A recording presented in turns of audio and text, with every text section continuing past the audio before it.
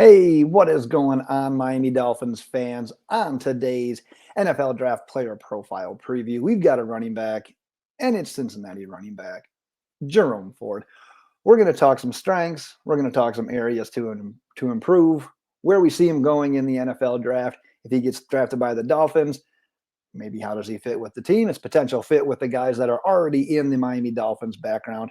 But with that, let's dive into Jerome Ford because he originally started college out at Alabama, fell behind Najee Harris, Brian Robinson, ended up transferring to Cincinnati, opted to forego his final season of eligibility at Cincinnati after this last year rushing for over 1,300 yards, 19 rushing touchdowns, added over 200 yards through the air and another touchdown there.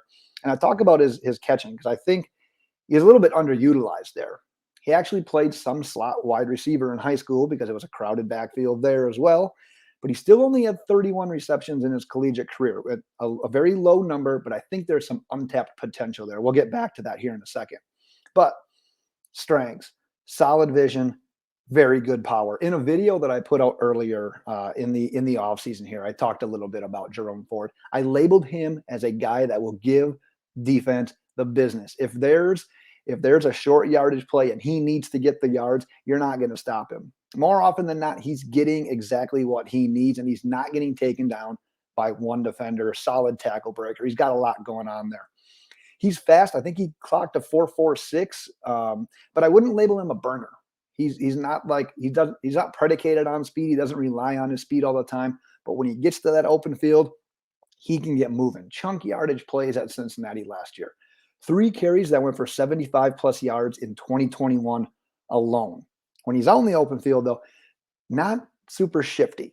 He's going to get you those tough yards when you need him, but he's not the guy. He'll break tackles, but he's not going to like juke a guy out to get more yards as well.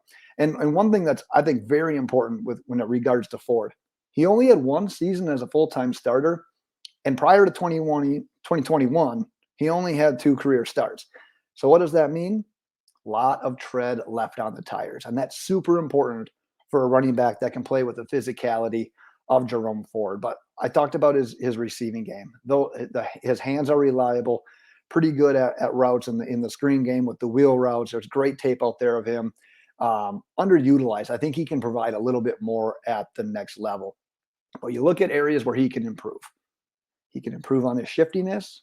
He can improve on the creativity at the line of scrimmage. If his original planned lane isn't there, he can kind of get stuck in the backfield, dance a little bit, run into blockers, and then he just gets tackled for a loss or right at the line of scrimmage. Also, he runs high. He would benefit by getting a little bit lower, not showing as much of his body to the defenders, making himself such a big target. Look at the final things he could improve on: ball security, pass protection. Pass protection with damn near everyone at running back at the next level could use improvement. So that's something that'll come with more experience. But I talked about some of those weaknesses, the lack of shiftiness, the getting stuck if the original hole isn't there. Well, I've got a video where he kind of dispels some of these things. He hits everything perfect. And if he can put more tape like this, he's going to be just fine at the next level. So here's that video. I'll show it a couple times. But he hits the line. His original hole isn't there. He has the patience, he has the vision to seek out the hole that is there, and then he has that shiftiness to get that guy that jump cut. I'm going to start this one over so you can see what I'm talking about. But he hits everything just perfect on this.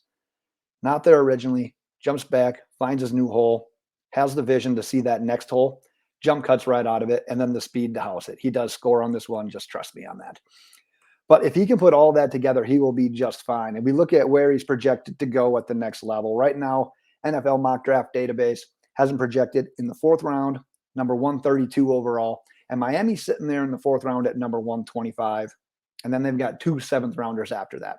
So if this projection kind of holds true, he's right in the Dolphins' wheelhouse if they wanted to take a running back at this spot. So let's look at his fit with the Dolphins real quick as we wrap this up. He's got experience in the spread RPO offense. We talk about the fast, kind of like the non-bruising type of running backs that the Dolphins have. Well, Jerome Ford can provide that team with that short yardage, power back, the guy that's going to break some tackles, but still having that speed to make those home run plays. And I talked about that untapped potential as a pass catcher. if he can even hone in more on these pass catching ability and everything, it's going to help him stay on the field for all 3 downs. But most of the team's guys currently, they're on these 1-year deals. Edmonds is on a 2-year deal, but we've seen these mid to late round running backs come in and produce. Running back seems to be one of those positions where guys can come in year one, and some guys can blow it up and run for over 1,000 yards, and other guys can come in and at least produce when they're called upon.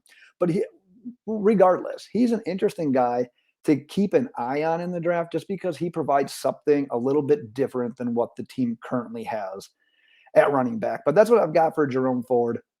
If you like what you heard, if you liked what you've seen of Jerome Ford, go ahead, give this video the thumbs up. Let's hear your comments as well if you've been able to watch him. And until next time, Dolphins fans, we'll see you later.